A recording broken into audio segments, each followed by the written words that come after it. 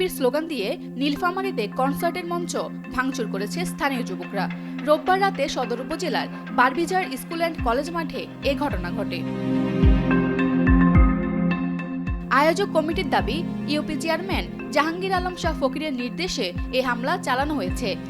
এতে তাদের 10 লাখ টাকার ক্ষতি হয়। অন্যদিকে ইউপি চেয়ারম্যান জানান, ঈদগাহ মাঠে কনসার্টটি করলে সংঘাত হতে পারে। এ সংখ্যা থেকে আয়োজক কমিটিদের কনসার্ট বন্ধ করতে বলেন তিনি। কেউ তার কথা রাখেনি। পরে স্থানীয়রা বাধা দিলে পুলিশ এসে কনসার্ট বন্ধ করে দেয়।